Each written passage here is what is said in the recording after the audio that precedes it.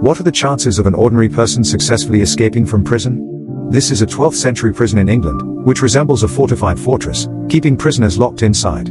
There are 5 guards on duty in shifts, but due to the large area and numerous blind spots, they can't possibly keep an eye on every corner. When the late-night alertness wanes, prisoners take advantage of pre-hidden ropes to scale the high walls and escape under cover of darkness. The shortcomings of this type of prison are evident, as it requires a large number of personnel and has weak defenses. To address this, architects made improvements by adding an outer wall and digging a moat around the prison to prevent escapes.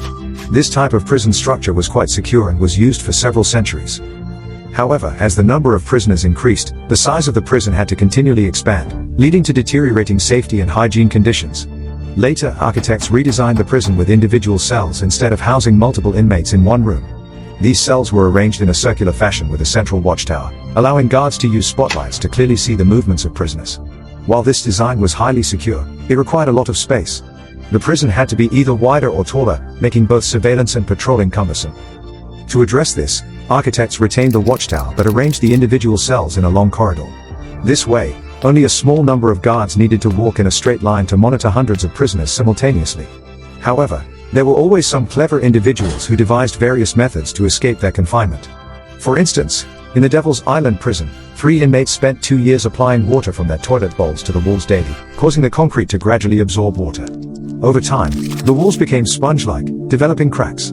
Eventually, they used spoons to dig through the walls and escape through the sewage pipes. In response, the prison authorities were furious and completely revamped the prison, constructing each cell independently with a steel-reinforced framework and special concrete that was transported to the prison and assembled on site. These cells were so sturdy that each square meter could withstand pressure of up to 3,000 tons. Even if prisoners were given a sledgehammer, it would take decades to break through the walls. The pipe system was also upgraded to have smaller openings, all placed in the corners of the cells. Even if inmates managed to break through the walls and find the pipes, they would encounter reinforced steel concrete. Additionally, the prison had a comprehensive intelligence system throughout its interior. There was no need for keys to enter or exit the cells.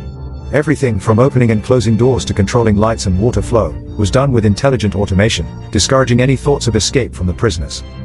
Apart from the cells' interiors, the hallways, dining areas, and even the outer courtyard were equipped with 4K night vision cameras. The walls were lined with specially designed fences, and anyone attempting to climb over would trigger infrared sensor alarms, instantly pinpointed by spotlights on the watchtower. To prevent prisoners from hiding tools, each cell was equipped with transparent devices such as televisions and power strips. Even if they managed to remove screws, they had no chance to use them, as the screws were all specially treated.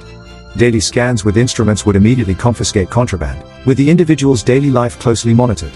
With the assistance of guard dogs, every corner of the prison was thoroughly searched, leaving no place to hide tools.